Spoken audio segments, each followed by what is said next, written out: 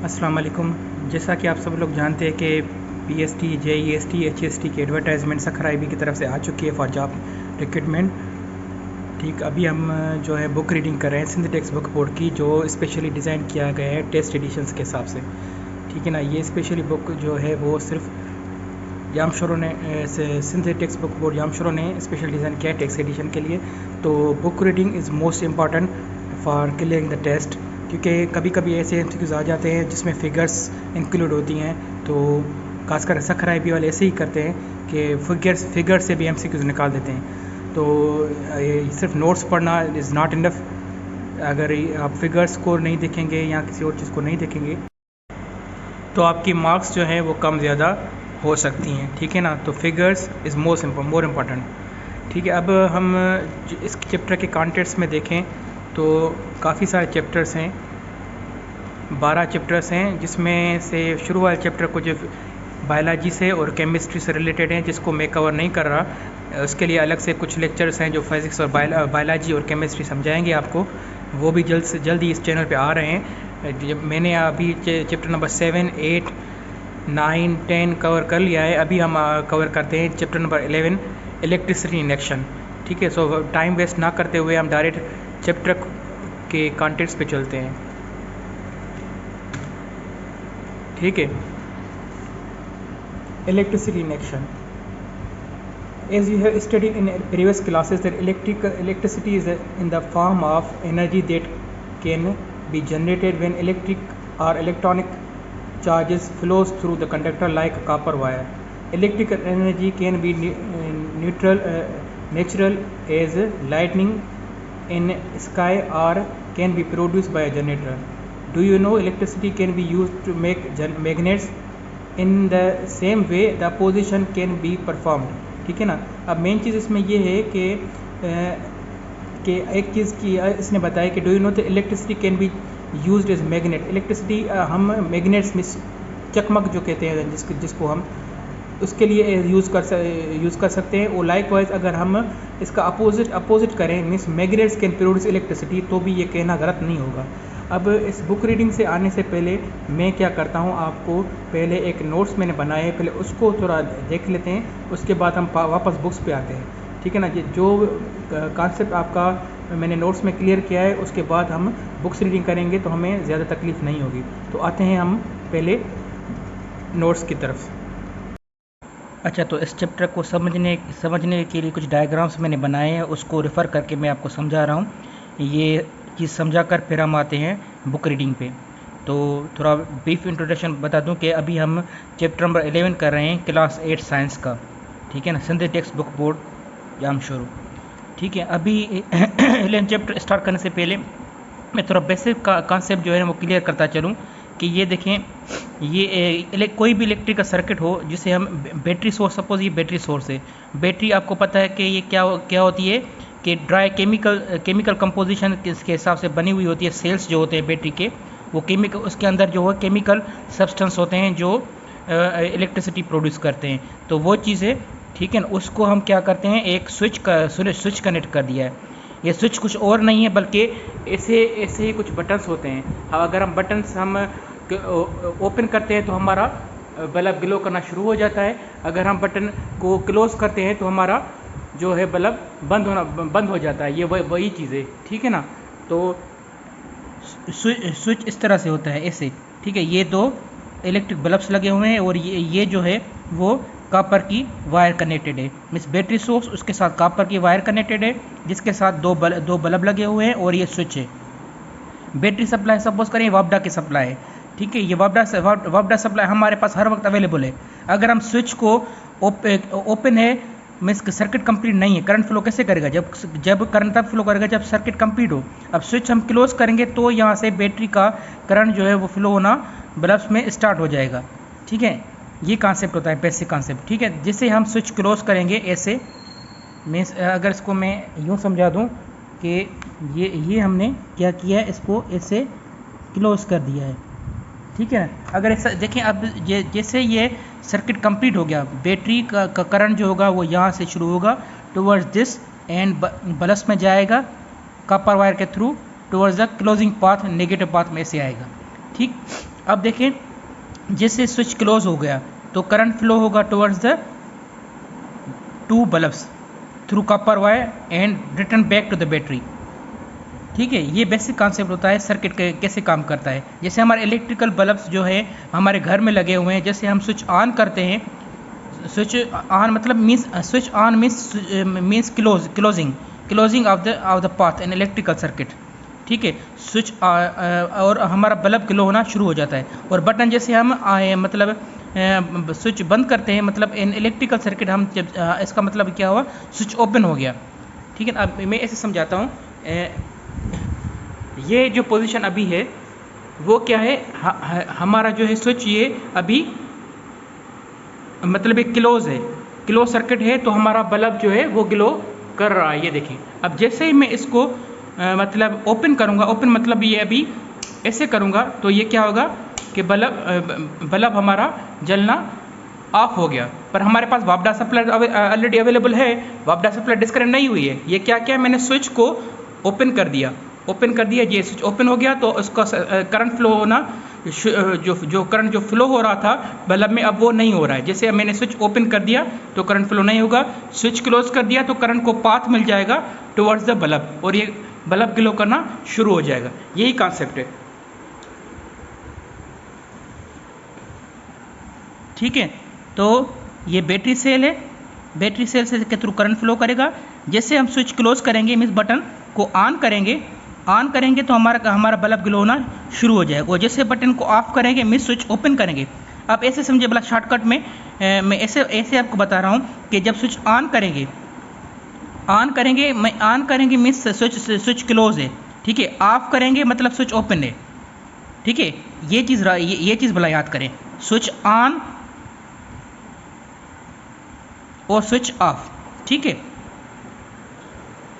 तो अब करंट कैसे फ्लो करता है, जब हमारा स्विच ऑफ होता है, ये स्विच हमारा ऑफ हो गया, ऑफ मीन्स क्लोज हो गया, स्विच क्लोज हो गया, करंट को पाथ मिलेगा और बल्ब जलना शुरू हो जाएगा कॉपर वायर के थ्रू टुवर्ड्स बैटरी।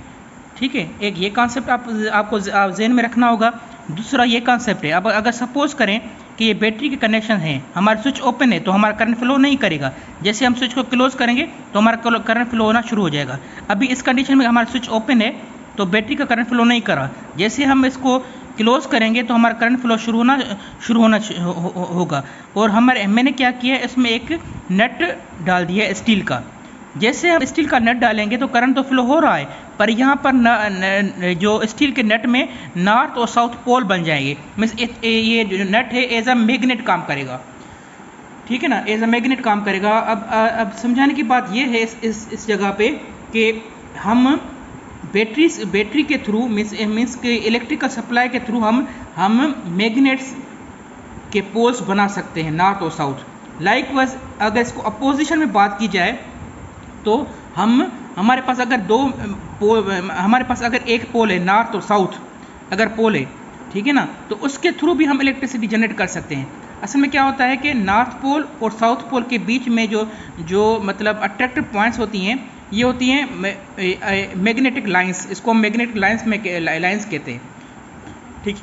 ठीक है ना, ये जब मैग्नेटिक लाइंस जो है वो हमारे कंडक्टर को कट करती हैं तो उसमें क्या होता है, वोल्टेज प्रोड्यूस हो जाती है। सपोज करें ये मेरे पास कॉपर का कंडक्टर है। अब कॉपर का कंडक्टर अगर मैं यहाँ पर इस नॉर्थ और साउथ पोल में अगर डालूंगा मिस ये जो कंडक्टर है इसके जो फ्लक्स लाइंस को कट करेगा।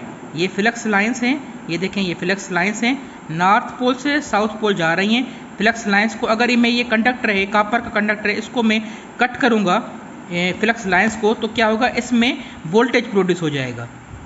ठीक है, यही कॉन्सेप्ट जो है वो जनरेशन में हमारी इलेक्ट्रिसिटी जनरेट हो रही है वो इस कॉन्सेप्ट के थ्रू होती है।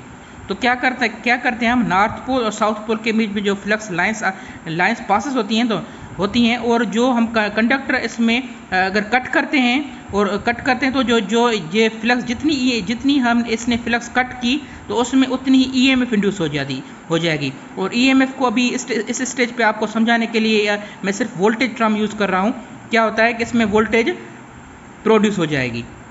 ठीक है, तो सेम इनके साथ अगर एग्जाम्पल नंबर 2 पे बात की जाए तो अगर बैटरी सप्लाई नॉर्थ और साउथ पोल बना सकती है नट में, तो लाइकवाइज अगर नॉर्थ और साउथ पोल भी इलेक्ट्रिसिटी प्रोड्यूस कर सकते हैं। Means electricity can produce magnetic field and magnetic field can also produce electric current in the circuit.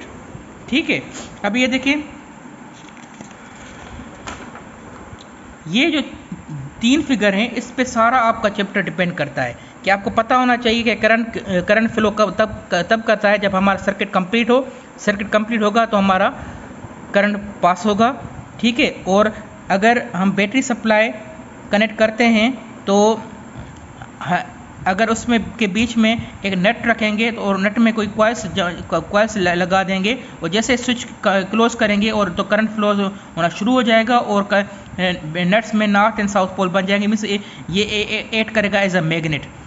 तो means electricity means current can be produce magnets and likewise अगर एक magnet है, क्योंकि एक मैग्नेट हर magnet में 2 ही पोल होते हैं, नॉर्थ और साउथ। ठीक है ना, ये समझाने के लिए मैंने अलग अलग लिखा है, पर असल में हर मैग्नेट में दो पोल होते हैं, नॉर्थ पोल होता है और साउथ पोल होता है, जिसका मतलब डायरेक्शन ऐसे होता है electric flux means magnetic flux passes from north pole towards south pole. कभी भी फ्लक्स जो है south pole towards north pole नहीं होती हैं, इसका डायरेक्शन में हमेशा north pole towards south pole होता है। और इसके बीच में अगर ये सपोज कर कॉपर का कंडक्टर है और जितनी मैं फ्लक्स कट करता रहूँगा तो इसमें हमारी वोल्टेज प्रोड्यूस होगी। Means magnetic poles can produce electric current and electric current can also produce magnetic field. Means both हमारे सही ऑप्शन है। ठीक है, अब हम आते हैं बुक रीडिंग पे। ठीक है, बुक रीडिंग पे आने से पहले मैं एक बार और बता दूं, ये जो वोल्टेज हमारे पास आ गई इस कंडक्टर में, इसको हम क्या करते हैं, अब ये हो गई हमारे एक किस्म की जनरेशन हो गई। अब इस कंडक्टर में क्या है, वोल्टेज है मीन्स हमारी ये चीज़ है, इस कंडक्टर में वोल्टेज आ गई by cutting the magnetic fields. जितनी ज़्यादा मैं मैग्नेटिक फील्ड कट करूँगा उतनी ज़्यादा हम यहाँ इसमें वोल्टेज जमा होती जाएगी। ठीक है ना, तो ये जो अब वोल्टेज मेरे पास आ गई वो ये चीज़ है। अब ये चीज़ हमारे पास आ गई। अब अगर मैं इसको किसी भी चीज़ से कनेक्ट करूँगा, सपोज करें बल्ब लगा दूँ तो ये बल्ब जलना शुरू हो जाएंगे। मीन्स अब मेन चीज़ हमारी आती है कि हमारी जनरेशन कैसे होती है। तो हमारे पास मैग्नेट्स ऑलरेडी मौजूद होते हैं।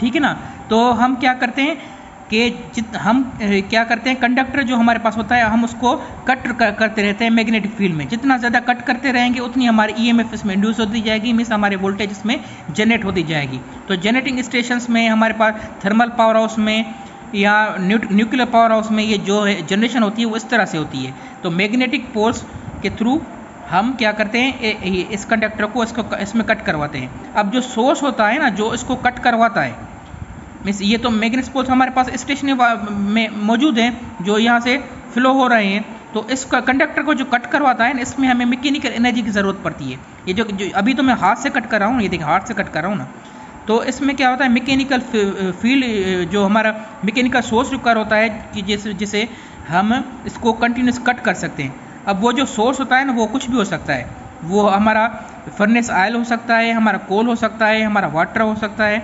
जैसे हमारा हाइड्रोलिक पावर प्लांट में क्या होता है कि वाटरफॉल जो है वो हमारे टरबाइन को पे गिरते हैं और हमारा टरबाइन क्या होता है वो इसकी मैग्नेटिक फील्ड को कट करता है। ठीक है ना, तो ऐसे ना basic concept generating of electricity का ये है। क्वेश्चन नंबर जो फिगर नंबर 3। फिगर नंबर 2 सिर्फ समझाने के लिए कि बैटरी सोर्स का अगर स्विच हम कंप्लीट करेंगे तो इसमें नट में नॉर्थ और साउथ पोल बनेंगे। मीन्स ये भी सही है और अपोजिशन इज आल्सो ट्रू, और this is the main figure which generate the electricity. अच्छा, अभी जो मैंने चीज़ बताई है आपको इस फिगर नंबर 3 में, ठीक है ना, जो मैग्नेटिक फील्ड्स को कट करता है कंडक्टर और इसमें ईएमएफ इंड्यूस हो जाती है, इस लॉ को कहते हैं फेराडेज लॉ। ये लॉ एक फेराडे साइंटिस्ट था, माइकल फेराडे, उसने दिया था कि अगर जितना भी आप मैग्नेटिक फील्ड्स को कंडक्टर के थ्रू कट करते रहेंगे इसमें ईएमएफ इंड्यूस होगी, या means we can say the voltage इसमें प्रोड्यूस होगी, और जितनी वोल्टेज प्रोड्यूस होगी वो हम एक्ट कर सकते हैं as a source to lightning the bulbs or fans etc. ठीक है ना। तो इस जो फिगर नंबर 3 है वो मेन कॉन्सेप्ट है फेराडेज लॉ का। एक्चुअली नॉर्थ साउथ डायरेक्शन के थ्रू मैग्नेटिक लाइंस निकल रही हैं, उसमें जितना कंडक्टर या आपका जो कॉपर कॉयल है कट करेगा उतना ज़्यादा इसमें ईएमएफ इंड्यूस होगी, ये हमारा वोल्टेज प्रोड्यूस होगी। ठीक है ना। अब क्वेश्चन ये आता है कि हम जो ये कंडक्टर इसमें कैसे कट करवाएंगे। कंडक्टर कट करवाने के लिए हमें कौन सा सोर्स रिक्वायर होता है। वो सोर्स हमें मैकेनिकल सोर्स हो सकता है, वाटर सोर्स हो सकता है, न्यूक्लियर सोर्स हो सकता है। वो हम बुक रीडिंग में पढ़ेंगे कि कैसे हम इसको सोर्स यूज़ कर सकते हैं। ठीक है ना। ये बेसिक पूरे चैप्टर का बेसिक कॉन्सेप्ट ये है कि असल में इलेक्ट्रिसिटी जनरेट हो रही है, उसमें नंबर 3 जो है फिगर आपको जहन में रखना बहुत लाजमी है। अब जैसा कि नोट्स में बताया गया था कि ये जो है वो एक बैटरी सोर्स है, मिस करंट फ्लो कर रहा है तो हमारा बल्ब जो है वो जलना शुरू हो जाएगा। ये इसमें यहाँ से लेकर इस बल्ब तक जो वायर है वो कॉपर वायर है, और यहाँ से लेकर इस बल्ब तक का जो वायर है वो कॉपर वायर है। कॉपर वायर के थ्रू इस बल्ब को हमने कनेक्ट किया है विद द बैटरी सोर्स में, और बैटरी सोर्स। अब बैटरी जो है वो हमारे सेल्स भी हो सकते हैं जो केमिकल कंपोजिशन के बने हुए हैं, या हमारे घरों में जो यूपीएस के जो बैटरीज होते हैं वो भी हो सकते हैं। ठीक है ना, जो इलेक्ट्रोलाइट्स के थ्रू हमारी बैटरी होती है। ठीक है, ये एक एग्जांपल है। ये देखिए आपका एक सेल है, सेल से हमने क्या किया, एक नेट को हमने बाउंड किया है कॉपर वायर से। अब जैसे हम इसको मतलब हम कनेक्ट करेंगे तो यहाँ से करंट फ्लो होना शुरू हो जाएगा, और ये अपनी क्या करेगी, अपनी फील्ड बनाएगी। जैसे मैंने आपको नोट्स में बताया था, ये अपनी फील्ड बनाएगी, और फील्ड के थ्रू यहाँ पर नॉर्थ और साउथ पोल बन जाएंगे जो एक्ट करेगा एज अ मैग्नेट। ठीक है, ये एक एग्जांपल है छोटी क्लास के हिसाब से। अगर सपोज करें आप एक लेमन लें, उसमें 2 आप रॉड्स रख लें, और एक बल्ब उसमें छोटा सा लगा है तो स्मॉल अमाउंट ऑफ करंट इसमें फ्लो होगा और बल्ब हमारा जलना शुरू हो जाएगा। अब ये जो प्लेट्स हैं इसके बीच में जो है वो उसमें जो है वो करंट फ्लो करने में हेल्प कराती है। ठीक है। अब इलेक्ट्रिकल मॉडल, जैसे कि मैंने आपको पहले ही नोट्स में बता दिया था कि ये हमारा साउथ पोल है और नॉर्थ पोल। यहाँ से क्या होगा, हमारी मैग्नेट लाइन्स ऑफ फोर्स जो है वो यहाँ पर क्रॉस करें। अब बीच में हमने कंडक्टर रख दिया है। कंडक्टर जैसे इसको फ्लक्स को कट करता रहेगा, इसमें क्या होगा, हमारा ईएमएफ इंड्यूस होगा, यहाँ हमारा वोल्टेज आ जाएगा। तो ये वोल्टेज हमारा आ जाएगा तो एक पॉजिटिव टर्मिनल यहाँ पर आ गया, नेगेटिव टर्मिनल यहाँ पर आ गया। पॉजिटिव और नेगेटिव को हम अब इससे अगर हम वायर कनेक्ट करेंगे तो हमारा बल्ब जलना स्टार्ट हो जाएगा। अब ये जो डिवाइस है जो इसको मैग्नेटिक फील्ड जो कंडक्टर जो है कॉपर वायर जो उसको मैग्नेटिक फील्ड को कट कर रहा है, तो वो जो रोटेशन प्रोड्यूस कर रहा है, ये देखिए हम एक हैंडल है। अब हैंडल जो है वो असल में क्या चीज़ है, यही चीज़ है जो अब हम प्रोड्यूस करते हैं as a source of electricity. अब ये सोर्स कुछ भी हो सकता है, थ्रू हम स्टीम के थ्रू हम इसको दें, या हम उसको फायर के थ्रू करें, जिसके थ्रू भी करें हम, वो होता है हमारा सोर्स कि किस सोर्स के थ्रू हम इसको रोटेट करवाते हैं। जिस सोर्स के थ्रू हम इसको रोटेट करवाएंगे वही सोर्स हमारा हो जाएगा। सपोज करें हम हाइड्रोइलेक्ट्रिक पावर प्लांट के थ्रू हम मतलब इसमें पानी गिराते हैं, इस पे हैंडल पे पानी गिराते हैं, तो पानी क्या करता है, इसको रोटेट करवाता है। तो ये हो गया hydroelectric power plant means hydroelectric source. अगर हम इसको स्टीम के थ्रू मीन्स हम इसको भाप के थ्रू हम इसको मतलब रोटेट करवाते हैं, तो ये हो गया हमारा थर्मल। ठीक है, ऐसे मुख्तलिफ सोर्स होते हैं जो इसको रोटेट करवाते हैं। जो इसको रोटेट करवाता है वो हमारा पावर प्लांट कहलाता है। ठीक है, तो जैसे रोटेशन होती रहेगी यहाँ पर इलेक्ट्रिसिटी हमारी जनरेट होती रहेगी। ये बेसिक प्रिंसिपल है। अगर आप अभी थोड़ा बुक रीडिंग करते हैं, we have studied about that electricity can be produced by a chemical methods। Chemical method जो मीन्स जो सेल होते हैं उसमें हमारा केमिकल होता है, कंपाउंड होता है, जो कंपाउंड के थ्रू हमारा इलेक्ट्रिसिटी जो है जनरेट हो रहा था। Similarly we can also generate electricity through mechanical ways. अब देखिए ये मैकेनिकल मीन्स हम हाथ से इसको घुमा रहे हैं, ये मैकेनिकल वेज है। For example moving magnet through a coil और कॉयल थ्रू अ मैग्नेट, या हम कॉयल को मैग्नेट के थ्रू हम उसको रोटेट करवाएं या रोटेशन को मैग्नेट के थ्रू करवाएं, तो दोनों की सूरत में हमारा इलेक्ट्रिसिटी प्रोड्यूस होगी। एक एज कम्पेयर टू हम इसको कंपेयर कर सकते हैं, ये हमारा फेराडेज लॉ है, Faraday's law of electromagnetic induction. ठीक है, अब ये देखें, for this we need a U shape, we need to have a U shape magnet and wire with it some loops called a coil. अब ये जो है वो कॉइल है, ठीक है ना, ये कॉइल कापर की कॉइल है जो बनी हुई है। ठीक है, when magnet moves around the coil the magnetic field passes through the coil. अब ये क्या होगी, ये जब कॉइल इसमें अंदर आएगा तो मैग्नेटिक फील्ड इसमें से पास होगी, जिसे मैंने आपको नोट्स में ऑलरेडी बताया था। The coil as a result some current passes through the coil. अब क्या होगा, जैसे जैसे इसकी इंडक्शन होगी फेराडे लॉ मुताबिक ये जो कॉइल है इस मैग्नेटिक फील्ड को कट करेगा तो इसमें ईएमएफ इंड्यूस होगी और ईएमएफ क्या करेगी, इसमें करंट फ्लो करवाएगी। Both ends of a coil should be attach with some electrical appliances like LED bulb. ये देखें दोनों कनेक्टेड है हमारे इलेक्ट्रिक बल्ब से। ये एंड हमारा किससे कनेक्ट हो गया, ब्रश के थ्रू हमारा आ गया बल्ब में, और ये एंड जो हमारा है कॉइल का ये जो है वो इस ब्रश के थ्रू इसके में आ गया और रिजल्ट हमारा बल्ब जलना शुरू हो गया। As the current in a coil changes in its direction in equal intervals of time and therefore this current is called as alternating current. So अभी हमारा AC करंट की बात कर रहा है, तो हमारा ये जनरेशन जो है वो AC करंट के थ्रू होती है। ठीक है, अब पोर्टेबल जनरेटर बाईसाइकिल डायनामो। अब बाईसाइकिल अभी आपने देखा होगा कि सपोज कि जब हम छोटे थे तो हम क्या करते थे, साइकिल में एक डायनामो होता था, वो डायनामो अब अपने व्हील पे जो है कनेक्ट कर देते थे। तो जितनी स्पीड से हम चलाते थे, जितना मतलब व्हील तेज़ घूमता था उतना ही हमें रोशनी ज़्यादा मिलती थी, और जैसे हम साइकिल को स्लो करते थे, मीन्स व्हील स्लो होता था, तो हमारा क्या होता था, बल्ब जो है वो कम जलना शुरू हो जाता था, मीन्स स्लो जलना शुरू हो जाता था। तो ये क्या होता है, इसका मतलब ये है कि जितनी हमारी जो यही एग्जांपल ऊपर को तरफ दिखाता है ये डायनामो। जब हम क्या कहते हैं नॉर्थ साउथ पोल पे क्या होता है, ये जब तेज़ी से मतलब ये कॉइल जो है वो घूमता है, तेज़ी से कॉइल घूमता है, तो रिजल्टेंट हमारा क्या होता है कि ज़्यादा से ज़्यादा हमारा बल्ब जलना शुरू हो जाता है। और जितना ये कम कॉइल में आहिस्ता आहिस्ता रोटेट करेगा नॉर्थ एंड साउथ पोल में, मीन्स नंबर ऑफ फ्लक्स जो है वो कट जो है वो स्लो होना शुरू हो जाएंगी, तो हमारे बल्ब की जो इंटेंसिटी है मीन्स लाइट है वो भी जो है वो कम होना शुरू हो जाएगी। यही प्रिंसिपल है। अजय देखते हैं, do you have a bicycle, if yes then you may light a lamp to mount on it without any battery source. Do you want to know how? Let's learn. As we know that the moving magnet through a coil can produce some amount of energy to be used in electrical appliances. Here we use the same. The small generator called as bicycle dynamo is the device that can produce electricity and light up the lamp that is mounted on it. ठीक है ना?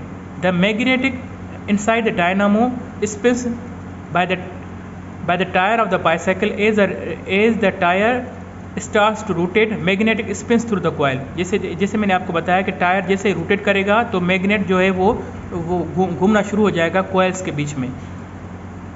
ठीक है, the coil ends that passes through attached to the lamp mount on it on the bicycle. Harder you pedal the bicycle the faster the dynamo spins. देखिए जितना आप तेज़ आप उसको रोटेट करवाएंगे व्हील को, जितना तेज़ रोटेट करवाएंगे उतना ही हमारा फ्लक्स लाइंस जो हैं वो कट होती रहेंगी। जितना फ्लक्स लाइन ज़्यादा कट होंगी उतनी हमारी ज़्यादा ईएमएफ इंड्यूस होगी, या मीन्स हमारा वोल्टेज आएगा और वही वोल्टेज हमारा जो है बल्ब की तरफ आएगा, means faster your light will be glow. ठीक है, faster the dynamo spins as faster it spins, more the electricity the dynamo produce and hence the bulb becomes brighter. Means जितना आप उसको तेज़ घुमाएंगे व्हील को उतना ही आपकी जो बल्ब की इंटेंसिटी होगी, लाइट होगी, वो ज़्यादा जलेगी। क्योंकि इसका रीज़न क्या है, इसका रीज़न ये है कि जो हमारा कॉइल है जो नॉर्थ और साउथ पोल के बीच में पड़ा हुआ है वो क्या है कि वो रोटेशन तेज़ करेगा।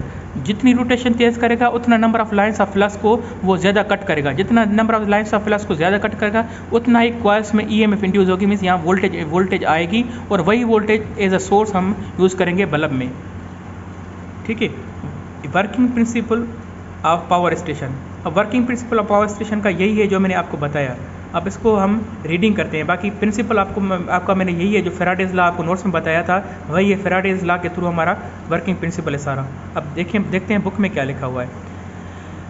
A country requires more electricity for commercial as well as domestic use. We use power station generators for this purpose, which are bigger than bicycle dynamo generators and produce electricity in a large amount to be used in homes and offices. ठीक है ना, जो हमारे घरों में जो electricity use होती है वो डायनामो के थ्रू नहीं होती है, क्योंकि जो हम व्हील फिराएंगे हमें इलेक्ट्रिसिटी मिल जाएगी। तो हमें large amount of electricity means बहुत ज़्यादा इलेक्ट्रिसिटी चाहिए, तो इसके लिए हम डायनामो का यूज़ नहीं कर सकते, हमें बहुत बड़े जनरेटर की ज़रूरत पड़ती है।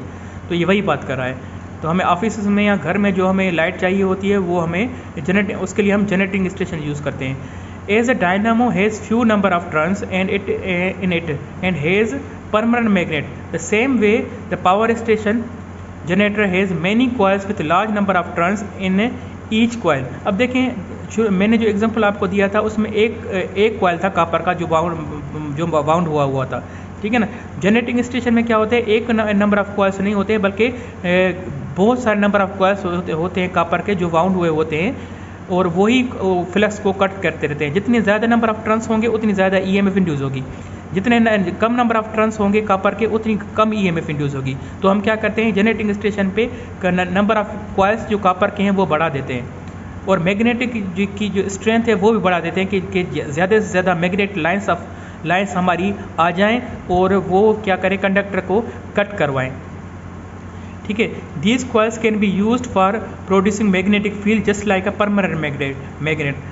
There is one stationary coil and that says at a point where the other coil is rotation and that spin at steady rate with help of mechanical force that help to keep the it rotation and produce current in the voltage.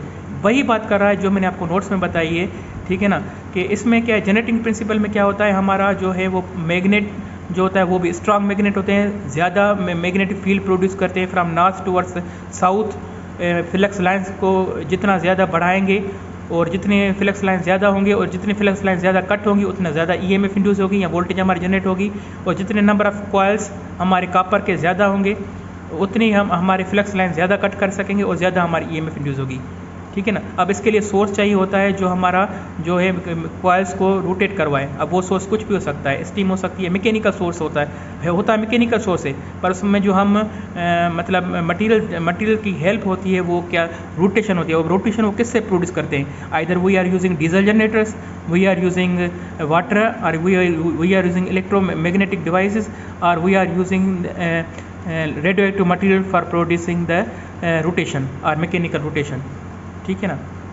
अब वही चीज़ अब आगे हम देखते हैं। These mechanical force can be produce by water, जैसे पानी का मैंने एग्जांपल दिया, हाइड्रोलिक पावर प्लांट्स हमारे उसके थ्रू काम करते हैं। स्टीम मीन्स बाफ, ठीक है ना, and fuel like diesel, coal and gas which helps to rotate the coil. कुछ क्या करते हैं, ये सोर्स क्या करते हैं, which helps to rotate the coil, जो कॉइल को रोटेट करवाते हैं। मीन्स स्टीम हो गया, डीजल हो गया, कोल हो गया, गैस हो गया, फ्यूल हो गया, जो भी हो गया, उसका मेन मकसद क्या है ये सोर्स का, कि हमारे कॉइल को रोटेट करवाएं through the magnetic stationary coil. The power generating stations produce very large current and very large voltage, ठीक है ना। यही सोर्स है मिस जो मैंने आपको बताया कि हमारा क्या होता है कि हमारा रोटेशन प्रोड्यूस करवाने के लिए सोर्स जो यूज़ होता है वो कुछ भी हो सकता है। अगर हम स्टीम यूज़ करें, पानी यूज़ करें, डीजल यूज़ करें, कोल यूज़ करें, गैस यूज़ करें या फ्यूल यूज़ करें, जो भी हो सकता है। तो इन सब का एक ही काम होता है, तो रोटेट द कॉइल को रोटेट करवाना। कॉइल रोटेशन करेगी तभी तो उसमें ईएमएफ इंड्यूस होगी ना, फेराडेज लॉ मुताबिक। जब कॉइल रोटेट करेगा ही नहीं तो उसमें ईएमएफ कैसे इंड्यूस होगी, ठीक है ना। हम आगे आते हैं। अब ये हो गया मैकेनिकल सोर्स। अब उसके अदर सोर्स ऑफ इलेक्ट्रिसिटी कौन से हैं, जिसमें हमारे सोलर भी आ जाता है। अब देखें, अब पढ़ना स्टार्ट करते हैं। There are many sources other than the mechanical generators to produce electricity. Some sources that are being most often used for producing electricity are solar energy, wind energy, nuclear energy and biomass, moving water through water energy and heat energy, ठीक है ना। ये sources हैं अभी दूसरा जो हमारा इस चैप्टर का दूसरा पार्ट आ जाता है कि कौन कौन से सोर्सेज हैं जो हमारा इलेक्ट्रिसिटी जनरेट कर सकते हैं। पहले आपने पढ़ा जो है वो मेजर प्रिंसिपल है जिसके थ्रू हमारी इलेक्ट्रिसिटी जनरेट होती है, वो आपने समझ लिया। अब कौन कौन से सोर्सेज हैं जो हमारी इलेक्ट्रिसिटी जनरेट कर रहे हैं, उसमें से पहला आ जाता है हमारा मैकेनिकल सोर्स, जो हमने आपको ऊपर बताया कि इधर वो स्टीम के थ्रू हो, वाटर के थ्रू हो, हमारा फ्यूल के थ्रू हो, डीजल के थ्रू हो, कोल के थ्रू हो, ये हो सकते हैं, ये मैकेनिकल सोर्स हैं। अब मैकेनिकल सोर्स के अलावा जो सोर्स हैं वो हमारे हैं सोलर एनर्जी। अब सोलर एनर्जी से कौन वाकिफ़ नहीं है, आजकल हर घर में हमारे सोलर सिस्टम लगे हुए हैं। वो क्या करते हैं कि लाइट एनर्जी को कन्वर्ट करते हैं इलेक्ट्रिसिटी में। इसमें क्या होते हैं, सेमीकंडक्टर डिवाइस लगे होते हैं जो कन्वर्ट करते हैं लाइट एनर्जी को इलेक्ट्रिकल एनर्जी में। अब क्या होता है, जितनी इंटेंसिटी ऑफ लाइट मीन्स जितनी रोशनी की शिद्दत ज़्यादा होगी उतनी हमारी जो है वो ज़्यादा इलेक्ट्रिसिटी जनरेट होगी थ्रू द सोलर पैनल्स, ठीक है ना। जितनी इंटेंसिटी ऑफ लाइट में सनलाइट कम होगी उतने हमारा इलेक्ट्रिसिटी कम जनरेट होती है, ठीक है ना। ये मेजर प्रिंसिपल है। चलो अब इसको बुक रीडिंग करते हैं। Solar panels contain solar cells which are called photovoltaic cells. These solar powered calculator use these cells for absorbing sunlight energy and convert into electric energy to charge the battery or to use it directly. Good thing about the solar panel is that they do not pollute the air and environment. In Pakistan, a solar power plant has been installed and named as Quaid-e-Azam solar power plant. One of the drawback of the solar power plant is that it produces little electricity with sun is being the clouded, and it does not produce electricity at any electricity during night time. However, these can be used to recharge or stock the electricity in the batteries to have an uninterruptible power supply. Uninterruptible power supply को UPS भी कहते हैं, UPS uninterruptible power supply to our homes during night hours. Today, solar panels installed in schools are become the more popular as it decrease the environmental impact of these institutes and make them greener and more eco friendly, ठीक है। अब इसका मतलब ये जो चीज़ बता रहा है सोलर के हिसाब से वो क्या होता है, ये मतलब इसमें पॉल्यूट मीन्स इसका डीजल का जो वेस्टेज है इन द फॉर्म ऑफ धुआं जो निकलता है वो हमारे एटमॉस्फेयर को डस्ट को ख़राब करता है, ठीक है ना। तो सोलर पावर प्लांट अगर हम इंस्टॉल करेंगे तो हमें क्या होगा, हमें डस्ट ये डीजल जो हमारे एनवायरमेंट इम्पैक्ट होते हैं वो उनसे नहीं होंगे, ठीक है ना। तो फिर आपका क्वेश्चन ये भी हो सकता है कि अगर ये इतना ही मतलब फ़ायदे वाला है तो हम उसको मतलब पावर स्टेशन जो हैं वो हम कम करके ये सोलर पैनल ही क्यों नहीं इंस्टॉल करते, क्योंकि हमारे पास पाकिस्तान में तो हर वक्त सोलर गर्मियाँ तकरीबन 50 डिग्री सेंटीग्रेड तक भी होती हैं।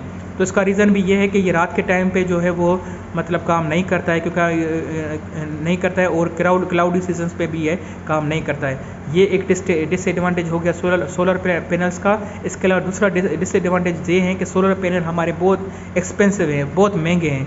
तो हमारे पाकिस्तान के पास ऑलरेडी मतलब पॉलिटिशियन ऑलरेडी चिल्ला रहे हैं कि मुल्क में पैसा है ही नहीं, तो वो सोलर पैनल पे इतनी एनर्जी क्यों खर्च करेगा। और हमारे एक्स प्राइम मिनिस्टर जो हमारे नवाज शरीफ हैं वो ऑलरेडी बहुत सारी डीलिंग कर चुके हैं प्राइवेट पावर प्लांट्स के थ्रू कि हमें इतने साल तक आप हमें काम करने देंगे, और बहुत एक्सपेंसिव बिजली उसने खरीद ली है और उसकी एग्रीमेंट भी हो चुकी है। खैर ये रही पॉलिटिकल बातें, तो हम उस पॉलिटिकल बातों पे बात नहीं करते। बस हम ये फ़िलहाल ये अगर बुकिश की बात की जाए कि सोलर पैनल हमारे पास एक्सपेंसिव हैं, नहीं तो solar is a more cheapest electricity and no maintenance is required, क्योंकि हमें मेंटेनेंस की ज़रूरत नहीं पड़ती। जबकि पावर प्लांट जो होते हैं उसमें हर वक्त मेंटेनेंस की ज़रूरत पड़ती है, लुब्रिकेशन की ज़रूरत पड़ती है हमें। बस ये सोलर पैनल क्या होते हैं, सिर्फ हम उनको सिर्फ हफ्ते के बाद उसको सिर्फ साफ़ करने के लिए, जैसे हमारी लाइट जो है वो सोलर पैनल पे ज़्यादा पड़े, जैसे हमें ज़्यादा इलेक्ट्रिसिटी जनरेशन हो, सिर्फ हफ्ते के बाद हम सिर्फ सोलर पैनल को साफ़ करने के साफ़ ही करते हैं और कुछ नहीं है, बाकी और कोई मेंटेनेंस नहीं रिक्वायर होती है, ठीक है। अब विंड एनर्जी पे आ जाते हैं। ठीक है। Wind energy is a form of energy which can be used to generate the electricity by wind और सिंपली बाय एयर प्रेशर। ठीक है, प्रेशर का टॉपिक हम ऑलरेडी चैप्टर नंबर 7 पे कवर कर चुके हैं कि प्रेशर क्या होता है, फोर्स पर यूनिट एरिया, कि कितना फोर्स ऑफ न्यूटन इसमें एक्ट हो रहा है पर यूनिट एरिया के हिसाब से। ठीक है ना। The wind produce the kinetic energy which is use to rotate the blades of fan of wind energy system. The axle of the fan therefore rotate the generator to produce energy. अब ये देखें, ये सब कुछ बताने के लिए मैं बता दूं कि ये भी एक मैकेनिकल एनर्जी है। क्या होता है कि जब हवा आती है तो वो ब्लेड्स से टकराती है, तो ब्लेड्स क्या करते हैं, वो ये ब्लेड्स जो है वो मूवमेंट स्टार्ट करते हैं। जैसे मूवमेंट स्टार्ट करेंगे तो इसके अंदर एक एक्सिल लगा होता है जिसमें हमारे कॉपर के कॉयल जो वाउंड हुए होते हैं, तो उसमें अंदर एक मैग्नेट्स लगे होते हैं, तो वो मैग्नेटिक फील्ड्स को कट करते हैं और उसमें ईएमएफ इंड्यूस हो जाती है और रिजल्ट हमारा वोल्टेज जनरेट होता है और जो हम इलेक्ट्रिसिटी को यूज़ करते हैं। इसमें भी सेम ही मैकेनिकल एक डिवाइस होता है जो रोटेशन प्रोड्यूस करता है और इसमें सोर्स जो होता है वो ये न्यूक्लियर एनर्जी, जिसमें हमें रेडियो एक्टिव मटीरियल्स यूज़ करते हैं for the producing the rotations. ठीक है। Likewise biomass, hydroelectric power plant, जिसका मैंने अब ऑलरेडी जिक्र कर चुका हूँ कि पानी जब उस पे ब्लेड्स पे गिरता है तो ये भी एक मैकेनिकल रोटेशन के थ्रू हमारे कॉइल्स को रोटेट करवाती है। थर्मल एनर्जी, ये थर्मल पावर प्लांट जैसे हमारे जामशोर में लगे हुए हैं, गुड्डू में लगे हुए हैं, ठीक, कराची में हैं, उसमें क्या होता है कि स्टीम के थ्रू हम क्या करते हैं, उसको जो है वो ब्लेड्स को रोटेट करवाते हैं और हमारा ईएमएफ इंड्यूस होता है। अब इसमें जो थर्मल पावर प्लांट में सोर्स जो यूज़ होता है वो हम गैस भी यूज़ कर सकते हैं, कोल भी यूज़ कर सकते हैं, पेट्रोलियम सेक्टर भी यूज़ कर सकते हैं, फर्नेस ऑयल यूज़ करते हैं, वुड लकड़ी ये भी यूज़ करते हैं, कोई भी यूज़ हो सकता है जिसके थ्रू हमें क्या हो, सबके थ्रू हमें क्या मिलता है, एक स्टीम मिलती है। वो स्टीम क्या करती है, वो टरबाइन से टकराती है, वो टरबाइन क्या करता है, वो रोटेट करवाता है कॉइल्स को, कॉइल्स रोटेट होंगे, मैग्नेटिक फील्ड के बीच में ईएमएफ इंड्यूस होगी। ठीक है। अब आते हैं प्रॉब्लम्स ऑफ जनरेटिंग स्टेशंस। अब ये क्या है, हर किसी जो भी हमने अभी जनरेटिंग स्टेशंस पढ़ी हैं उसके कुछ एडवांटेज और डिसएडवांटेजेस हैं, वो उसको डिस्कस कर रहा है इसमें। There are many problems involve in generating stations, generation of electricity. Some of this problems are given below. Electricity can be produce by using the flow of water.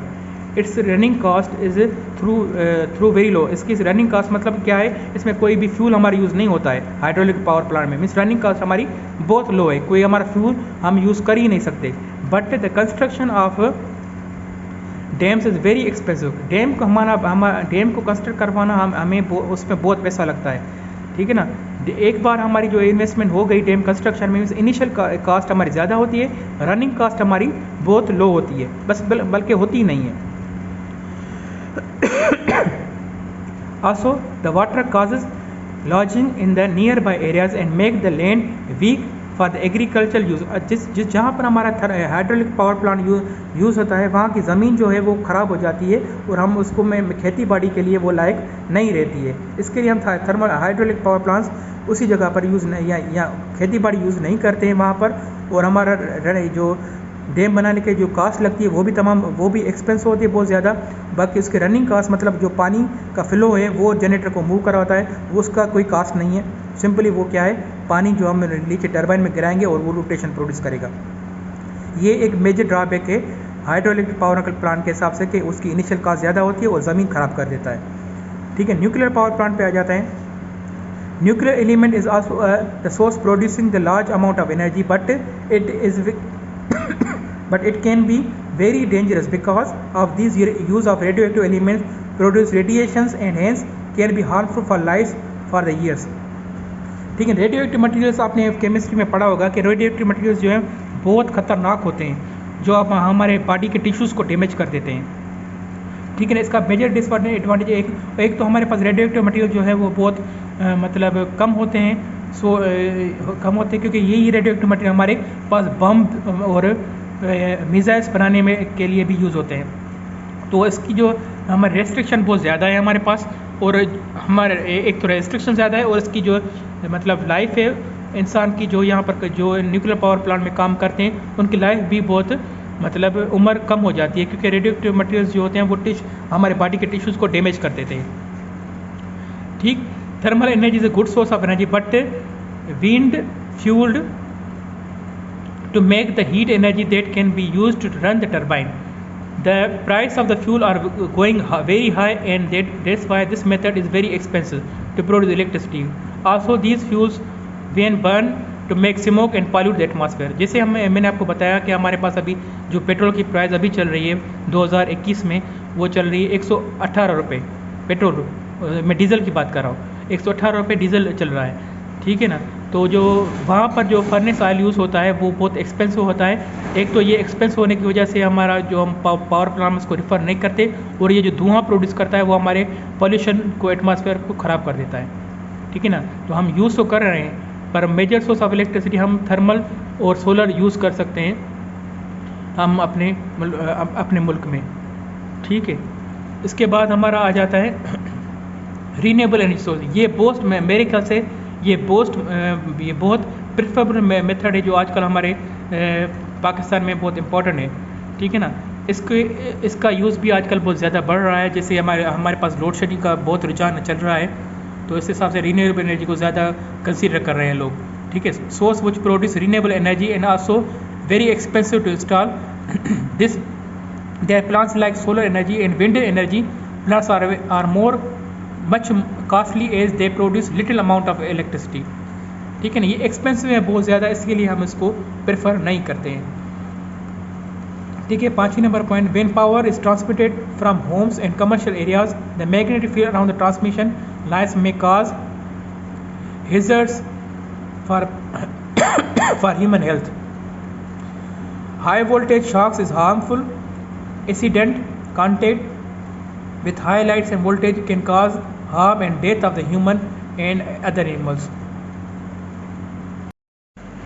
अच्छा, तो अभी तक हमने पढ़ा है कि इलेक्ट्रिकल करंट कैसे फ्लो करता है जब सर्किट कंप्लीट हो और बैटरी सोर्स अगर कनेक्ट किया जाए, कॉपर वायर के थ्रू बल्ब्स हम जला सकते हैं बाय क्लोजिंग द स्विच, ठीक। उसके अलावा इलेक्ट्रिसिटी जनरेट कैसे होती है, ठीक है, जिसमें दो मैग्नेट्स के थ्रू अगर दो मैग्नेटिक पोल्स के through means north pole south pole के थ्रू अगर हमारे electric lines of flux pass हो जाती हैं और अगर कंडक्टर उसको कट करता है तो उसमें ईएमएफ इंड्यूस हो जाती है, या हम इसको एज ए वोल्टेज सोर्स को यूज़ कर सकते हैं for flowing the current in the current, ठीक है। एक ये हो गया। अब और इलेक्ट्रिसिटी जनरेशन कैसे हो सकती है और उसके सोर्सेज क्या क्या हैं, ठीक है ना, और उसके सोर्सेज भी हमने पढ़े, मीन्स जनरेशन कैसे हो रही है और जनरेशन का सोर्सेज क्या क्या है। उसके बाद हम आते हैं कि हम इसके चैप्टर के आगे है कि electronic devices, introduction to electronic device. अब इलेक्ट्रॉनिक डिवाइस कैसे काम करते हैं, याद रहे इस चैप्टर में हमने क्या पढ़ा है, सिर्फ हम जनरेशन कैसे कर सकते हैं और कौन कौन से सोर्सेज हैं जो हम जिससे जनरेशन हो रही है, ठीक। अब नेक्स्ट इस चैप्टर का नेक्स्ट पार्ट है इंट्रोडक्शन टू इलेक्ट्रॉनिक डिवाइसेस। अच्छा, electronic device is a branch of physics that deals with the controlling of electrical energy. Electronic device हमारा क्या करते हैं, इलेक्ट्रिक एनर्जी को कंट्रोल करते हैं। Means electronic device, electronic system जब भी आपके जहन में आएगा तो हम क्या सोचेंगे, as a controlling system of electrical circuits, ठीक। The fundamental role is in electronics is the electrons. In our daily life we use lots of electronic devices like telephone, mobile phone, computer, camera, radio, video games, DVD players, etc. In these modern era we have very advanced electronic appliances that makes our life easy and luxurious. Nowadays we have a package of all necessary things in a single set of mobile phones, for example a telephone, a camera, a watch, a television, a computer and many more applications, ठीक। अब ये जो चीज़ें आपने अभी introduction में पढ़ी कि इसका मतलब सारे का मतलब ये है कि इलेक्ट्रॉनिक सर्किट्स जो हम यूज़ करते हैं वो किसके लिए यूज़ करते हैं, for controlling the electrical circuits. अब इसको डीपली पढ़ते हैं। पहली बात, अल्टरनेटिंग करंट क्या होता है, डायरेक्ट करंट क्या होता है, इन दोनों में डिफरेंस क्या है। तो अल्टरनेटिंग करंट ये होता है कि सपोज़ करें इसकी वेव फॉर्म को हम देखते हैं, ये देखें अगर ज़ीरो एक्सिस पे मीन 0 डिग्री पे, ये जब जनरेशन होगी तो ये पॉजिटिव भी मूव करेगा, पॉजिटिव साइकिल बनाएगा, नेगेटिव साइकिल भी बनाएगा, फिर पॉजिटिव साइकिल बनाएगा, नेगेटिव साइकिल बनाएगा, means 0 to 180 degree, 180 degree to 360 degree, ये हो गई एक complete cycle. 0 degree to 180 degree, 180 degree to 360 degree. ये एक कंप्लीट साइकिल हो गई। फिर ये एक कंप्लीट साइकिल हो गई, ये आगे चल के ये कंप्लीट साइकिल हो जाएगी। इससे चल के ये होता है अल्टरनेटिव करंट, मीन्स जो मूव हो पॉजिटिव मैग्नीट्यूड में भी और नेगेटिव मैग्नीट्यूड में, from 0 to 180 degree positive and 180 degree to 360 negative, means positive और नेगेटिव में उसका मैग्नीट्यूड मूव करता रहे। ये होती है अल्टरनेटिंग करंट। ठीक है। डायरेक्ट करंट में क्या होता है, डायरेक्ट करंट में हमारा जो मैग्नीट्यूड होता है वो सिंपली फ्लो होता है एक ही साइकिल में। इसको हम पढ़ते हैं, पहले हम अल्टरनेटिंग करंट को डिफाइन करें। Alternating current is the current that defines the flow of charges that changes the direction periodically, means positive में भी फ्लो हो, नेगेटिव में भी फ्लो हो। The voltage level also reverse along with the current. The basically AC is used to deliver high power to industrial and buildings। अब इसका मतलब क्या होता है कि हम AC करंट जो यूज़ करते हैं वो हमारा जो घरों में हमारा जो करंट होता है वो AC होता है, हमारी जो बिल्डिंग्स में होता है, मिस फ्लैट्स में होता है वो AC होता है, हमारी जो कमर्शियल यूज़ में हमारे जो इंडस्ट्रियल फैक्ट्री इंडस्ट्रियल सिस्टम है वहाँ पर भी AC करंट यूज़ होता है। मीन्स वहाँ उसका वेव फॉर्म क्या होता है, पॉजिटिव टू नेगेटिव, मीन्स 360 पे रोटेट करता है, positive 180 degree positive 180 degree negative. ठीक है। अब डायरेक्ट करंट क्या होता है, direct current is a flow in one directional is called as direct current. The flow of current in one direction means एक डायरेक्शन में फ्लो करे। तो DC is referred to a voltage whose polarity never reverse, उसकी polarity reverse नहीं होती। It has two conductors with polarities of positive and negative charges. ठीक है। Miss हम सेल का एग्जाम्पल ले लें तो सेल में क्या होता है, एक चीज़ पॉजिटिव होती है और दूसरी चीज़ नेगेटिव होती है। और बैटरी टर्मिनल्स में भी क्या होता है, एक चीज़ पॉजिटिव होती है दूसरी नेगेटिव होती है। मीन्स उसका फ्लो होता है सिर्फ वन डायरेक्शन में, टू बोथ डायरेक्शन में नहीं होता है। अब ये देखें, ये एग्जांपल है डायरेक्ट करंट का। इसमें क्या होता है, फ्लो जो उसका होता है सिंपली एक तरफ होता है, इसमें नेगेटिव में कोई भी मतलब हमारा फ्लो नहीं है। अब ये सिंपली इसको हम कांस्टेंट DC कहते हैं। अब इसको मैं डिटेल में नहीं जाता, डिटेल में इसलिए नहीं जाता क्योंकि ये आपके समझ में फिर नहीं आएगा। जब मैं नीचे आऊँगा तो फिर आपको बताऊँगा कि ऐसे में इसकी AC साइकिल की रिएक्टिफिकेशन कैसी होती है, मीन्स इस AC साइकिल को हम ख़त्म कैसे करते हैं और कन्वर्ट कैसे करते हैं डायरेक्ट करंट में। ठीक है। अब ये एक एग्जांपल है इस रिएक्टिफिकेशन का, जिसमें आप देखें कि rectifier is simply a diode और group of diodes which converts alternative current to direct current. अब ये देखें, ये एक AC साइकिल है, 0 to 180 degree positive, 180 degree 360 negative, means total 360 degree हो गई, ये भी 360 डिग्री हो गई। अब क्या करेंगे, डायोड क्या करता है, हमारा ये AC साइकिल को उसको एक साइड उसकी सप्रेस कर देता है, मीन्स ये पॉजिटिव साइकिल आ गई। डायोड क्या करेगा, उसकी दूसरी साइकिल ये वाली साइकिल जो है 180 डिग्री टू 360 डिग्री को क्या करेगा, सप्रेस कर देगा, ख़त्म कर देगा। इस डायोड की प्रॉपर्टी है वो क्या करता है, AC साइकिल को DC साइकिल में कन्वर्ट कर देता है। अब वो कैसे करता है, ये डीपली क्वेश्चन है, ये इस स्टेज पे आपको मैं नहीं बता सकता। ठीक है ना। तो अब दूसरी साइकिल को देखें, ये होगा 0 टू 180 डिग्री और ये 360 को सप्रेस कर दिया, ये देखें वहाँ ये ख़त्म हो गया, ये स्पेस खाली हो गया, ये स्पेस उसका वरी 180 डिग्री, मीन्स 0 टू 180 डिग्री आ गया, 180 टू 360 डिग्री सप्रेस हो गया, फिर 0 टू 180 डिग्री आ गया आई एंड 180 टू 360 सप्रेस कर दिया। ये क्या करता है, डायोड का क्या फंक्शन होता है, AC साइकिल को पल्सेटिंग DC में कन्वर्ट करता है। ये क्या है, पल्सेटिंग मीन्स देखिए पल्सेटिंग है, एक पॉजिटिव आ गई, नेगेटिव को सप्रेस कर दिया, पल्सेटिंग पॉजिटिव आ गई, नेगेटिव को सप्रेस कर दिया। इसको भी हम डायरेक्ट करंट DC कह सकते हैं, पर ये क्या है, पल्सेटिंग DC। कांस्टेंट DC इस शेप में होती है, ये देखें, ये जो होती है कांस्टेंट DC। अब इसमें हम क्या करते हैं, ये आपके इस चैप्टर में कवर नहीं होगा, असल में ये जो है वो इंजीनियरिंग की चीज़ें हैं। ये क्या करते हैं, ये जो पल्सेटिंग DC है ना, इसको हम क्या करते हैं, इसको डायरेक्ट DC में कन्वर्ट करने के लिए हम फिल्टर्स यूज़ करते हैं। फिल्टर्स क्या करते हैं कि इसकी जो शेप है उसको चेंज करके इसको इस शेप में ला देते हैं। हमारी ये जो DC है ना, ये DC हम यूज़ करते हैं हमारे UPS में और हमारे जो डिवाइसेस हैं उसमें ये डायरेक्ट DC यूज़ होती है, डायरेक्ट करंट DC। ठीक है। ये कांस्टेंट DC हम कहलाती है और ये होती है पल्सेटिंग DC। इस पल्सेटिंग DC को हम फिल्टर्स के ज़रिए हमको उसकी वेव फॉर्म को बिल्कुल सीधा कर देते हैं। मतलब अब इस स्टेज पे हम अगर क्लास 8th की स्टेज पे बात की जाए तो क्लास 8 के हिसाब से हम सिर्फ आपको ये चीज़ याद करनी है कि AC वेव फॉर्म जो है वो DC में कैसे कन्वर्ट होता है और कौन सा डिवाइस यूज़ होता है, उसमें हम डायोड यूज़ करते हैं। Diode is a device which converts AC wave form into the DC wave form. ठीक है, इसको थोड़ा फिर से पढ़ते हैं। रेक्टिफाइज अ सिंपल डायोड और ग्रुप ऑफ डायोड। अब ग्रुप ऑफ डायोड की बात कर रहा है। अब ग्रुप डायोड में क्या होता है कि ये जो DC जो सप्रेस हो गई ना, अगर इसमें अगर हम दूसरा डायोड लगा देंगे तो ये जो डी सप्रेस हो गई है ना, ये DC भी क्या होती है कि यहाँ पर वो वेव फॉर्म शो हो जाता है। मीन्स ये भी DC हो गई पल्सेटिंग 180 डिग्री, ये भी 180 डिग्री होगा, ये भी 180 डिग्री होगा, ये भी 180 डिग्री होगा। मीन्स ये पल्स ये हो गई मतलब ग्रुप ऑफ डायोड अगर हम यूज़ करेंगे तो, ठीक है ना। तो इसका वेव फॉर्म और इम्प्रूव होता जाएगा। वो भी पल्सेटिंग DC होगा, कांस्टेंट DC नहीं होगा। कांस्टेंट DC के लिए हम फिल्टर्स यूज़ करते हैं, ठीक है। तो अब ये देखें, group of diodes which converts alternate current to direct current, that process is known as the rectification. इस प्रोसेस को जो AC वेव फॉर्म को DC वेव फॉर्म में कन्वर्ट हो गया, उस प्रोसेस को हम क्या कहते हैं, rectification. We know that the diode allows the electronic current in one direction and blocks the electric current to another direction. ये देखें, ये डायोड आ गया, एक साइकिल को उसने अलो किया, दूसरे साइकिल को ब्लॉक कर दिया। ब्लॉक करने के बाद इसका वेव फॉर्म बिल्कुल स्ट्रेट आ गया, ठीक है।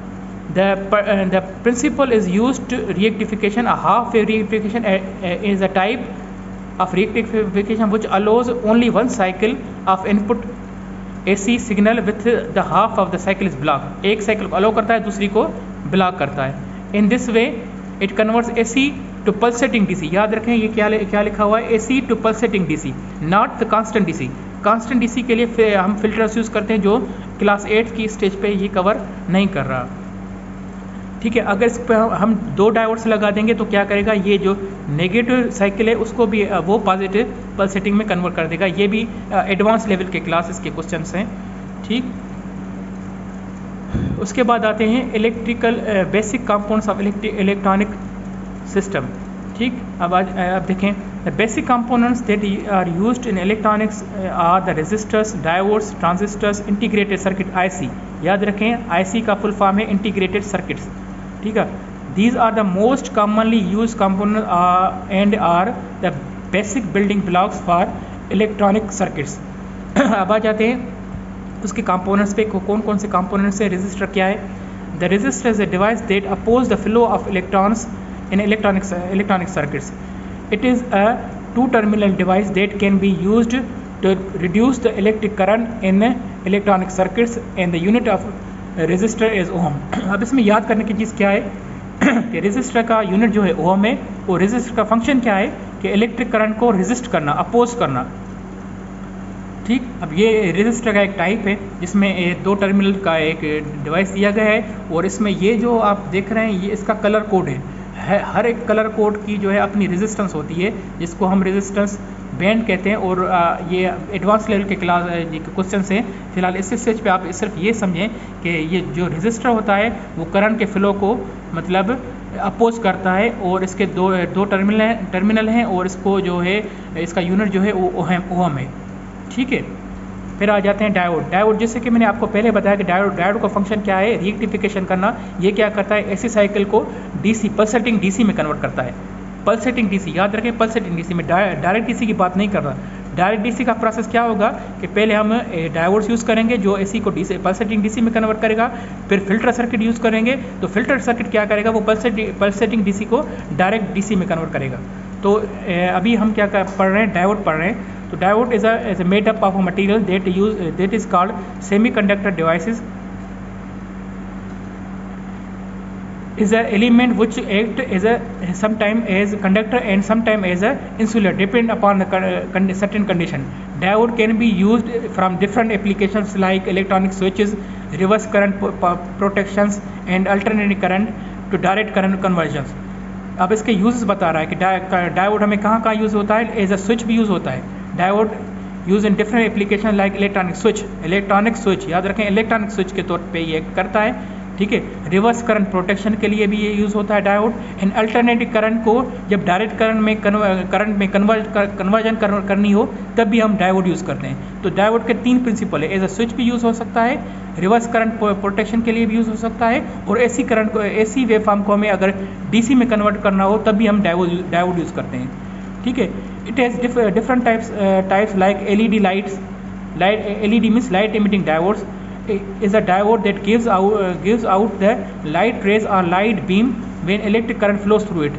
This is the same LED which are using nowadays at homes for lighting to save our electricity as compared with normal LED. LED consumes lesser electricity and therefore saves the energy. They are also used the displaying the numbers and their and letters in digital equipment such as calculators, digital clocks, digital meters and many more applications. अब simply इसमें diodes में आपको सिर्फ ये चीज़ ध्यान में रखनी है कि डायोड का मेजर फंक्शन क्या होता है। डायोड का मेजर फंक्शन होता है रिएक्टिफिकेशन, और डायोड एज अ स्विच भी यूज़ कर सकता है, यूज़ होता है, और डायोड रिवर्स करंट प्रोटेक्शन के लिए भी यूज़ हो सकता है, ठीक है। उसके डिफरेंट एप्लीकेशंस में हम यूज़ करते हैं। उसमें क्या क्या एप्लीकेशन आ गई, हम इसको कैलकुलेटर में भी यूज़ कर सकते हैं, डिजिटल क्लॉक्स में भी यूज़ कर सकते हैं, डिजिटल मीटर्स में भी यूज़ कर सकते हैं, और बहुत ज़्यादा एप्लीकेशन और भी हैं, ठीक है ना। इसमें कि असल में डीपली कुछ भी नहीं बताया गया है। डायोड के बहुत सारे फंक्शन होते हैं जो हम इंजीनियरिंग क्लास में ज़्यादा डीपली पढ़ते हैं, ठीक है ना। अभी सिर्फ ये एक इंट्रोडक्शन इस क्लास 8 के लिहाज से बताया गया है कि डायोड का मेजर फंक्शन क्या होता है, ठीक है। अब आगे transistor. Transistor in electronics, transistor is the most important device. A transistor is a device which controls the flow of electricity or simply electronics by acting as a switch that can be turned on and turned off electronically. अब transistor जो है वो भी एक as a switch कर सकता है, ठीक है ना, जिसकी डिफरेंट एप्लीकेशंस हैं, ठीक है ना। डायोड की एप्लीकेशन लिमिटेड है, ट्रांजिस्टर हम बहुत ज़्यादा यूज़ करते हैं फॉर स्विचिंग पर्पस, क्योंकि ट्रांजिस्टर को हम अपनी तरफ से हम कंट्रोल कर सकते हैं, पर डायोड को कंट्रोल नहीं कर सकते। अगर इसको एज अ स्विच मतलब ओपन कर दिया तो ये ओपन ही रहेगा, अगर एज अ क्लोज कर लिया तो ये क्लोज ही रहेगा। पर ट्रांजिस्टर के टर्मिनल्स पर अगर देखा जाए तो ये क्या करता है, ये हम इसको बेस के थ्रू, ये जो 3 टर्मिनल है ना ट्रांजिस्टर के, कलेक्टर, बेस एंड इमिटर, ठीक है ना, तो ये बेस के थ्रू हम सिग्नल देकर उसको ट्रांजिस्टर को हम एज अ क्लोज स्विच या एज अ ओपन स्विच कर सकते हैं, ठीक है ना। तो स्विचिंग जो होती है ट्रांजिस्टर की कंट्रोलेबल है, जबकि डायोड की अनकंट्रोलेबल है, ठीक है ना। तो ये दोनों हमारा ट्रांजिस्टर हो या हमारा डायोड है, ये दोनों एज अ स्विच यूज़ हो सकते हैं, ठीक है ना। अब इसमें याद करने की चीज़ क्या है, ट्रांजिस्टर जो है एम्प्लीफिकेशन करता है, डायोड रिएक्टिफिकेशन करता है। Rectification means to convert the AC signal into the DC signal, और amplification means to boost up the signal, ठीक है। ट्रांजिस्टर का काम क्या होता है, सिग्नल को बूस्ट अप करना, और इसके 3 टर्मिनल्स होते हैं, इमिटर, बेस एंड कलेक्टर, ठीक है। It can also be very small that a human cannot see. Millions of tiny transistors can be combined in a small device which is called integrated circuit (ICs). This can be make system more compact and small in size and therefore can be used as very fast, ठीक है। ये हो गया transistor का काम। अब transistor और diode को अगर समराइज़ किया जाए तो हम ऐसे कह सकते हैं कि दोनों एज अ स्विच यूज़ कर सकते हैं। और यहाँ पर एक चीज़ नहीं लिखी हुई है ट्रांजिस्टर की सूरत में, तो ट्रांजिस्टर का असल में मेजर काम क्या होता है। ट्रांजिस्टर का मेजर काम होता है एम्प्लीफिकेशन करना, में सिग्नल को बूस्ट अप करना, ठीक है। और ये ट्रांजिस्टर एज अ स्विच भी यूज़ हो सकता है, मीन्स पर स्विच कौन सा, वो कंट्रोलेबल स्विच, मीन्स हम इसको क्लोज और ओपन कर सकते हैं by giving the base signal. Base पे ये जब सिग्नल अप्लाई करेंगे तो ये कलेक्टर और इमिटर के बीच में क्लोजिंग और ओपनिंग होती रहेगी, ठीक है। और diode is uncontrollable switch, means उसकी अगर हम एक बार लगा दिया तो वो या ओपन स्विच होगा या एज अ या क्लोज स्विच होगा, उसकी स्विच अनकंट्रोलेबल है, ट्रांजिस्टर की कंट्रोलेबल है। और इसके 3 डिवाइसेस हैं, तीन कंपोनेंट्स हैं, इमिटर, बेस एंड कलेक्टर। और ये एज अ बूस्टर यूज़ होता है, मीन्स एम्प्लीफिकेशन के लिए यूज़ होता है, और डायोड एज अ रिएक्टिफिकेशन के लिए यूज़ होता है, और बूस्ट या एम्पलीफिकेशन क्या होती है कि सिग्नल जो है वो वीक सिग्नल को स्ट्रांग करता है, और रिएक्टिफिकेशन क्या होती है, रिएक्टिफिकेशन है process which convert the AC wave form means alternating current into the direct current और pulsating DC means fluctuating DC में वो सिस्टम देता है। दोनों का फ़र्क ये है। अब use of components, input processor output, ठीक है ना। ये simple input devices output device के बारे में इंट्रोडक्शन दे रहा है। The electronic devices commonly use in our daily life are the 3 major types according to our requirements.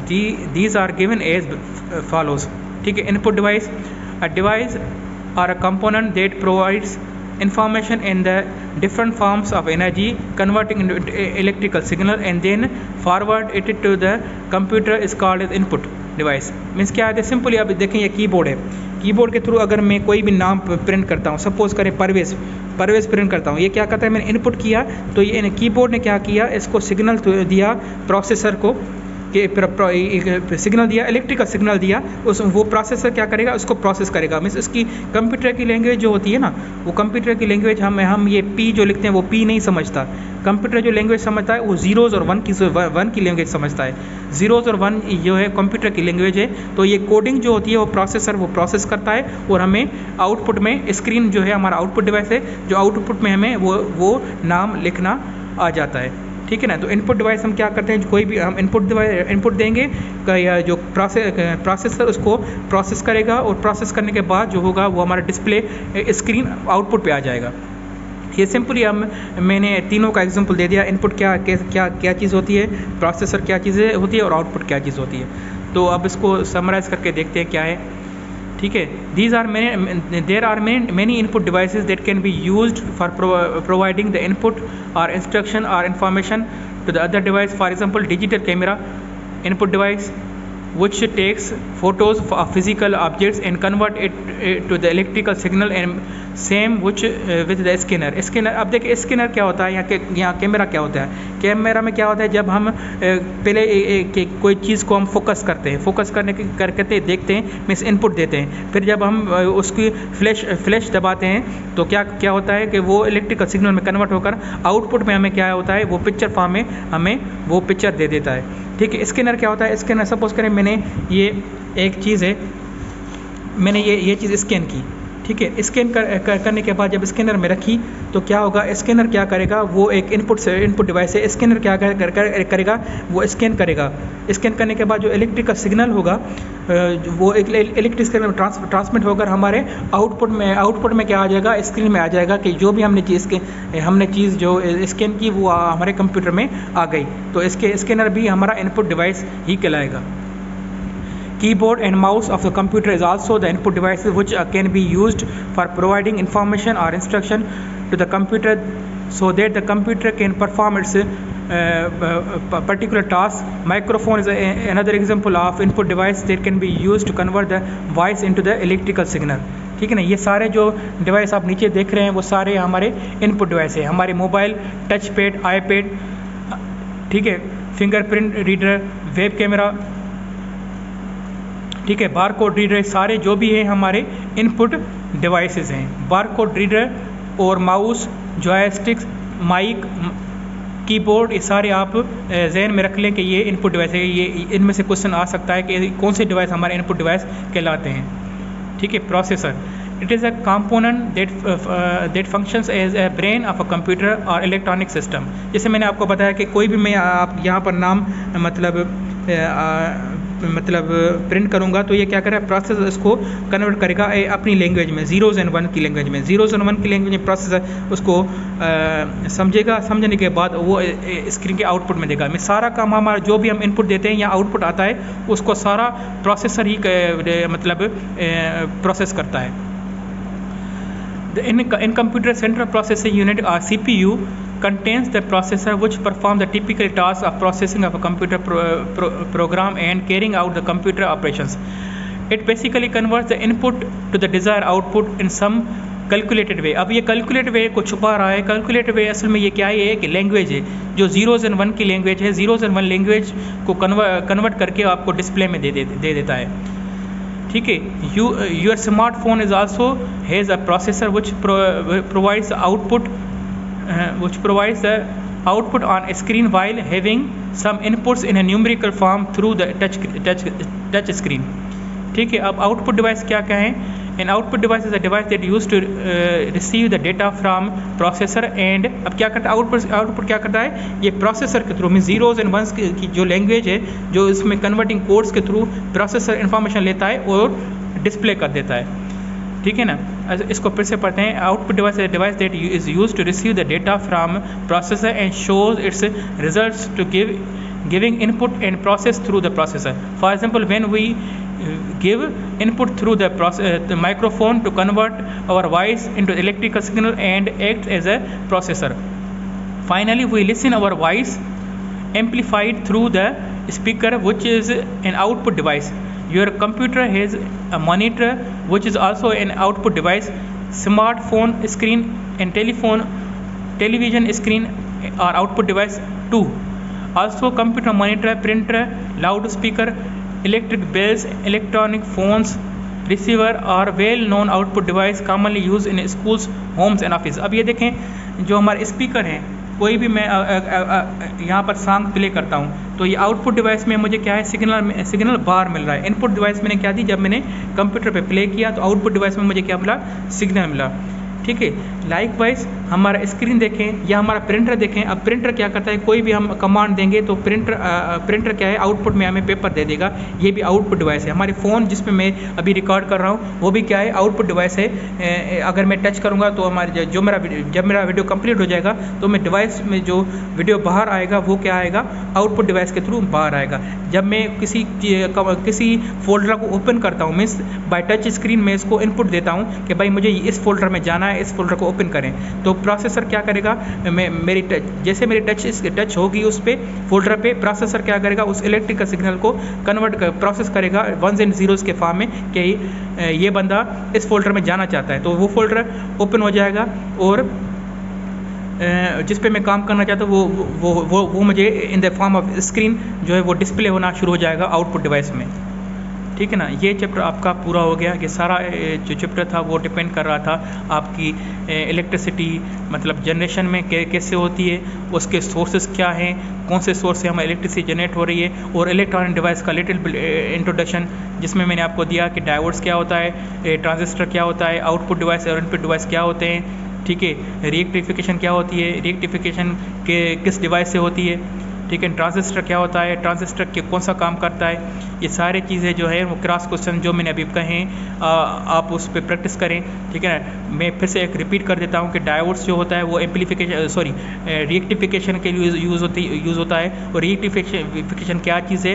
रिएक्टिफिकेशन is a process which converts AC signal means positive signal 180 degree and negative signal from 180 degree to 360 degree, इसको convert करेगा to the pulsating DC. Pulsating DC के बाद ये हो गई rectification. और diode as a switch भी use हो सकता है। Diode is a uncontrollable switch while transistor is a controllable switch. ठीक है। अब रिएक्टिफिकेशन हो गई। अब इसके बाद क्या हो गई? पल्सेटिंग डीसी आपको आउटपुट में मिली। अब पल्सेटिंग डीसी को अब अगर आप कांस्टेंट डीसी में कन्वर्ट करेंगे तो हम फिल्टर्स यूज़ करेंगे जिसके ज़रिए हमें कोई कांस्टेंट डीसी मिलेगी। ये हो गया डायोड का इंट्रोडक्शन। और ट्रांजिस्टर का जैसे मैंने आपको ऑलरेडी बताया कि ट्रांजिस्टर यूज़ होता है एज एम्पलीफिकेशन। एम्पलीफिकेशन क्या होता है? Amplification process which converts weak signal to strong signal. ठीक है। इसका ये काम होता है और ये भी एज अ स्विच के तौर पे यूज़ हो सकता है। ठीक है। अब और ये जो है वो कंट्रोलेबल स्विच है। ठीक है। ट्रांजिस्टर के तीन टर्मिनल्स होते हैं, emitter and base and collector, जबकि डायोड्स के 2 टर्मिनल होते हैं। एक ये हो गया टर्मिनल एनोड और दूसरा हो गया कैथोड। ठीक है। डायोड का ये सिंबल होता है। ठीक है। ये कैथोड हो गया और ये एनोड हो गया। ठीक है। उसको इस फॉर्म में लिया जाता है। रेजिस्टर जैसे मैंने आपको बताया, रेजिस्टर जो है अपोजिशन ऑफ इलेक्ट्रिक करंट के लिए यूज़ होता है और इसको ओम्स में हम लेते हैं। ठीक है। कंपोनेंट इनपुट डिवाइस क्या है, आउटपुट डिवाइस क्या है, और प्रोसेसर कैसे प्रोसेस करता है, और सोर्सेज ऑफ इलेक्ट्रिसिटी जनरेशन के कौन कौन से हैं, और इलेक्ट्रिसिटी जनरेशन कैसे होती है। ये सारा चैप्टर आपका कंप्लीट हो गया। अब इसमें से आपको कोई भी क्रॉस क्वेश्चन हो तो आप कमेंट बॉक्स में आप हमसे पूछ सकते हैं, हम इंशाल्लाह आपको रिप्लाई करने की पूरी कोशिश करेंगे। इस चैप्टर में कोई भी डिफ़िकल्टी हो तो बेखुद के आप कमेंट्स बॉक्स में पूछें, इंशाल्लाह आपको पॉजिटिव रिस्पांस आएगा। और कोशिश करके मैं आपको फिर से कह रहा हूँ कि अगर JEST, PST और HST के लिए टेस्ट को क्लियर करनी है आपको, तो कोशिश करके आप बुक रीडिंग करें, बतौर कि आप नोट्स पे जाएं। नोट्स में जाने से आपको शॉर्ट इन्फॉर्मेशन मिलेगी, जबकि आपको बुक रीडिंग से आपको ज़्यादा इन्फॉर्मेशन मिलेगी और ज़्यादा आपके MCQs कवर हो सकते हैं। ठीक है, थैंक यू, माशाअल्लाह।